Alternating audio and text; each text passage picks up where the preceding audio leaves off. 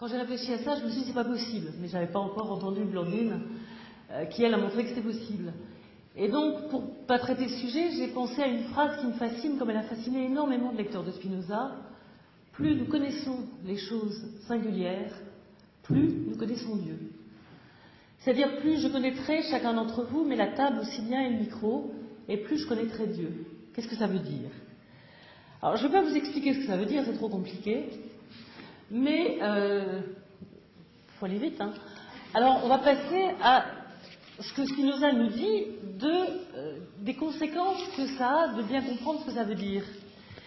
Et après avoir dit que ça rend humble, que ça conduit à attribuer à Dieu ce qu'on a de meilleur, il ajoute cette connaissance, outre l'amour véritable du prochain qu'elle fait pénétrer en nous, nous dispose de telle sorte que nous n'éprouvions plus envers lui ni haine ni colère, mais au contraire nous soyons portés à le secourir et à améliorer sa situation.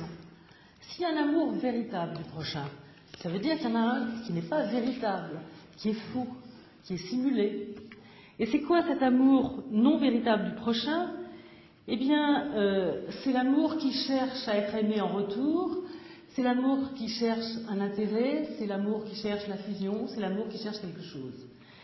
Et comment Spinoza veut définir ce qu'est l'amour du prochain? Il dit, c'est pratiquer la justice et la charité, qui sont les seuls attributs de Dieu qui soient immédiatement imitables. Alors je ne chercherai pas ce qu'il y a de juif dans cette union singulière et constante de la justice et de la charité, mais je vois où ça s'exprime. Et là aussi, si je regarde où ça s'exprime, je prends deux textes. Il nous a dit la connaissance et l'amour véritable de Dieu, donc ils sont liés. C'est important qu'ils soient liés, parce que chez Spinoza, on ne peut pas aimer Dieu si on ne le connaît pas. Et l'amour et la connaissance sont les deux pratiques qui ne peuvent pas être excessives. La connaissance et l'amour véritable de Dieu ne peuvent être soumis à l'emprise de quelconque, non plus que la charité à l'égard du prochain.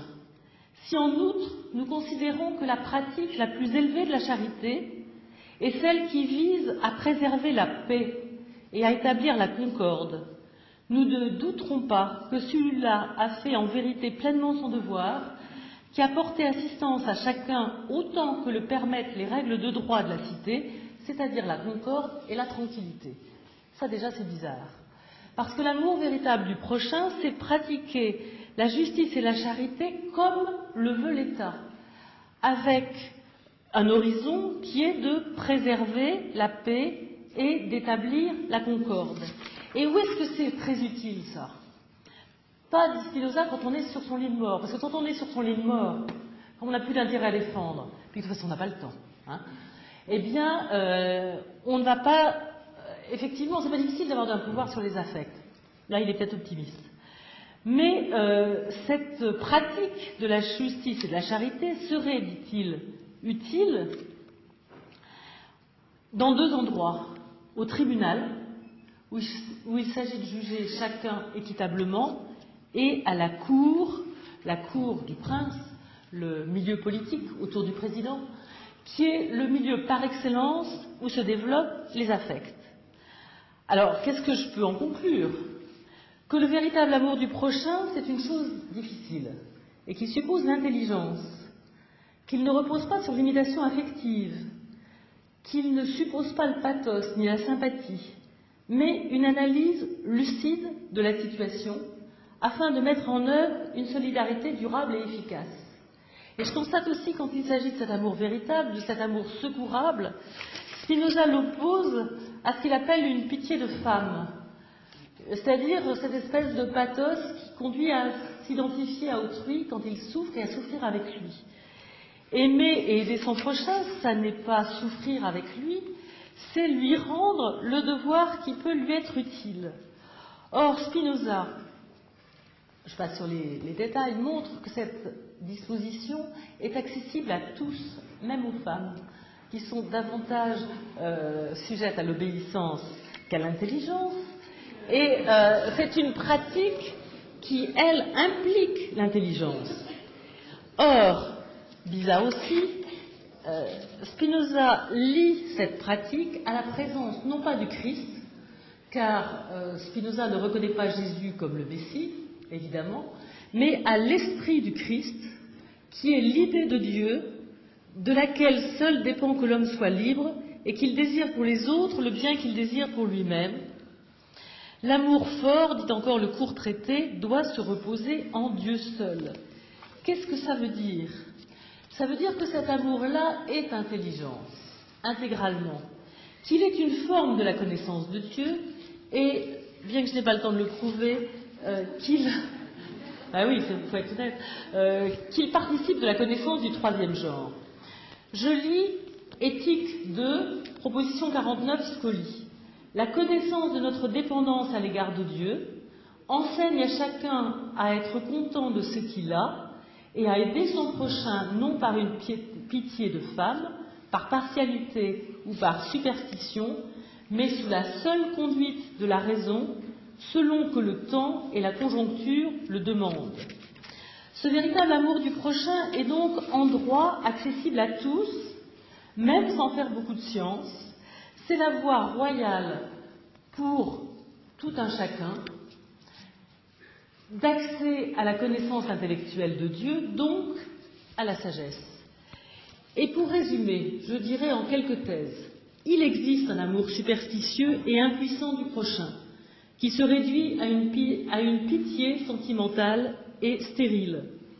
Le véritable amour du prochain requiert la connaissance de sa singularité et des circonstances, Nicolas aurait dit de l'occasion, c'est-à-dire de ses besoins et de ses droits. On ne peut aimer son prochain sans le connaître, et cette connaissance participe de la connaissance de Dieu. La connaissance du prochain et l'amour subséquent se résument tout entier dans la pratique de la justice et de la charité.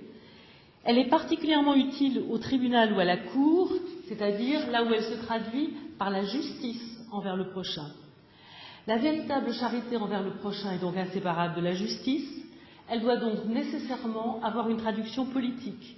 Il ne suffit pas de prêter un toit à son prochain sans abri, il faut réclamer à l'État une véritable politique du logement social. J'interprète. Il ne sert pas à grand-chose de donner du pain à celui qui a faim, il vaut mieux lutter avec lui pour qu'il obtienne du travail. L'aide la plus importante que nous pouvons apporter au prochain, c'est de partager avec lui nos connaissances pour le rendre plus autonome et l'aider à avancer vers le vrai qui est un bien indéfiniment partageable et qui ne saurait jamais être excessif. L'indétermination même de l'individualité du prochain, quand on dit qu'est-ce que c'est qu'aimer son prochain, mais c'est qui mon prochain?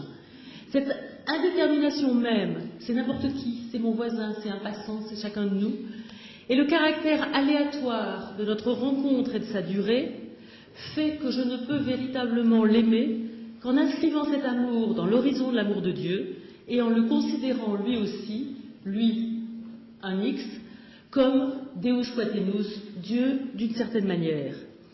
Seul cet amour de type rationnel et non fusionnel est un amour authentique, non hypocrite, non décepteur, efficace et non aliénant. Seul il conduit à la béatitude ou à la joie parfaite, en dépit du caractère périssable mais aussi toujours renouvelable de son objet. Bref, si j'avais eu le temps, si mes collègues me l'avaient laissé, je vous aurais montré, comme dit mon ami Stanislas Breton, que Spinoza est finalement un très grand auteur juif, un très grand auteur chrétien, un très grand laïc et un homme véritablement pieux.